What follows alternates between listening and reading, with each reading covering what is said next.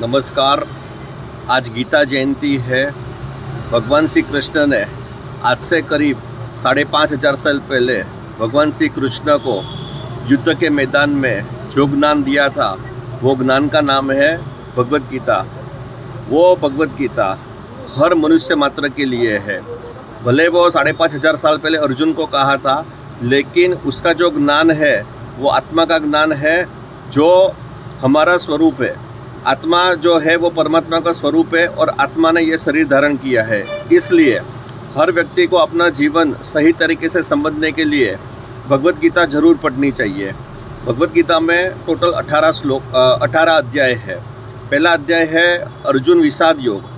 जब भी अर्जुन अपने ही लोगों को देख के दुखी हो जाता है, वो जो परिस्थिति है उसके बारे में भगवान ने पहले अध्याय में बताया है। दूसरा अध्याय है सांख्य योग, जिसमें आत्मा के बारे में बताया है, हमको क्यों मोहित नहीं होना है।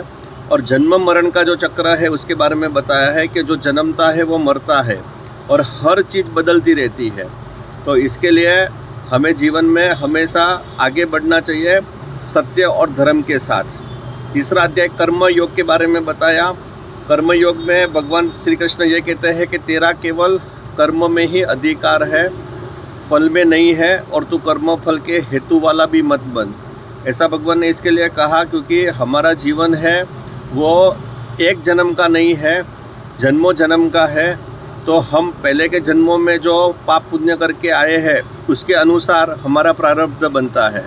तो कोई सोचेगा मैं तो बहुत अच्छा करता हूँ तो मेरे साथ गलती क्यों होता है, तो उसमें उसको डिस्टर्ब होने की ज़रूरत नहीं है। वो प्लस माइनस होके बैंक के पासबुक के जैसा उसका जीवन आगे बढ़ेगा, उसको धैर्य रखना है।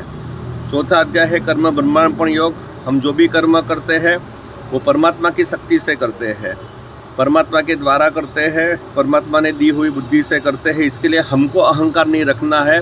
हम जो भी कर्म करते हैं वो परमात्मा को अर्पण कर देना है, तभी वो सन्यासी बनता है। वो चीज़ बताई कर्म संन्यास योग कि जिसमें वो व्यक्ति इंद्रिया और उसके विषयों में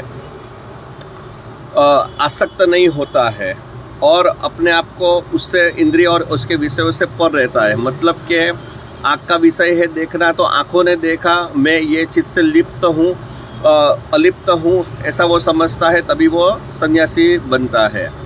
ध्यान कैसे करना चाहिए, ध्यान में कैसे बैठना चाहिए, वो छठा अध्याय आत्मसंयम योग में बताया। माया क्या है, माया कितनी पावरफुल है, वो सातवां अध्याय ज्ञान विज्ञान योग में बताया।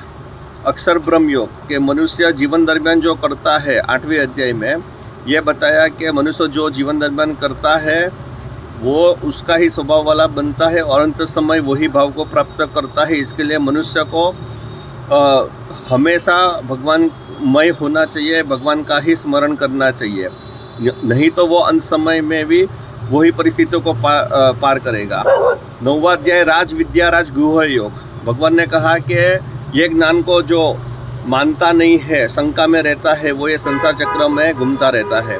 10वां अध्याय विभूति योग। भगवान कहाँ कहाँ है उसके बारे में 10वें अध्याय में बताया। भगवान का विश्व दर्शन रूप योग 11वें अध्याय में बताया। भगवान को कैसे भक्त प्रिय है वो 12वें अध्याय में बताया। शरीर क्या है, ज्ञान क्या है, उसके बारे में विस्तार से 13वां अध्याय क्षेत्रज्ञ योग के बारे में बताया। ये सब चीज़ें कैसे काम करती है वो भगवद गीता का 14वां अध्याय तीन गुणों के बारे में बताया और 3 गुणों के बारे में बताया। 15वां अध्याय पुरुषोत्तम योग। ये संसार वृक्ष क्या है, ये कैसे कार्य करता है, अहमता ममता तृष्णा, ये 3 चीज़ें व्यक्ति को, मनुष्य को संसार में बांधती है। और जैसे व्यक्ति जब भी शरीर छोड़ता है तो छूटे हुए शरीर की इच्छा और वासनाओं को लेके वो आगे बढ़ता है।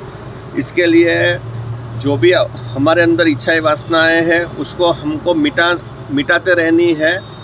अगर हम उसको लेके घूमेंगे तो वो हमें हमेशा हमारे साथ रहेगी। 16वां अध्याय में राज विद्या राज व्यूह 16वां अध्याय देवासुर संपत्ति योग। 2 प्रकार के लोग हैं, देवी और आसुरी। आसुरी प्रकार के लोग हैं, उनका संपूर्ण विनाश होता है। वो लोग भी धर्म कार्य करते हैं लेकिन वो अहंकार में रहते हैं। तो भगवान कहते हैं उनको मैं जन्मों जन्म तक नरक योनि में रखता हूँ। 3 प्रकार की श्रद्धाएं होती है, सात्विक, राजसिक और तामसिक। उसके बारे में डिटेल में 17वां अध्याय श्रद्धा विभाग योग में बताया। और भगवान ने लास्ट में कह दिया कि यह सब तुझे अगर समझ में नहीं आता है तो संपूर्ण रूप से मेरी शरण आ जा, मेरा नाम स्मरण कर। मैं तुझे, अगर तू मेरा हो गया संपूर्ण रूप से, तो मैं तुझे यह संसार के अज्ञानता से बाहर निकाल दूंगा, संसार के चक्र से बाहर निकाल दूंगा। ये थे टोटल भगवद गीता के 18 अध्याय। मेरी आप सबसे प्रार्थना है कि कृपया करके दिन में ज़्यादा नहीं तो 15-20 मिनट ऐसी छोटी भगवद गीता जो भी जैसी भी रहेगी आपके पास, ऐसी छोटी भगवद गीता आप पढ़े, आपकी मातृभाषा में पढ़े, जिसके अंदर एक संस्कृत में श्लोक होगा, उसके नीचे आपकी भाषा में वो चीज़ लिखी होगी, वो संस्कृत का अर्थ वो आपको पढ़ना है। ऐसा कोई रूल नहीं है कि अभी नाए नहीं है, अभी ये खा लिया है, अभी कांदा खा लिया तो नहीं पढ़ सकते, ऐसा कुछ भी नहीं है। कुछ भी बहाना मत करो, आप खाली पढ़ने की कोशिश करो। 6 महीना आप पढ़ते रहोगे, आपके अंदर वो शक्ति जागृत होगी जो आपको समझ में आने लगेगा कि भगवद गीता के द्वारा हम लोग हमारा जीवन कैसे व्यतीत कर सकते हैं। आपको भगवद गीता पथ दर्शक बनेगी। जीवन के हर क्षण में, हर पल में आपको भगवद गीता का ज्ञान अनुभव होगा।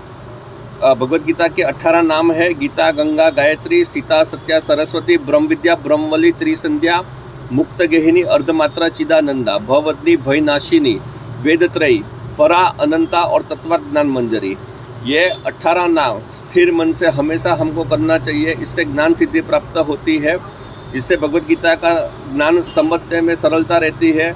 और जो माया का प्रभाव है, जो हमको ये ज्ञान को समझने नहीं देता है, उसको वो मंद कर देता है। तो मेरी फिर से आप सबसे प्रार्थना है गीता जयंती के दिन कि आप सब भगवद गीता जरूर पढ़ें, हर रोज़ पढ़ें, जितना हो सके इतना पढ़ें और समझने की कोशिश करें और आपका जो मनुष्य जीवन है उसमें सुधार लाए। हरे कृष्णा।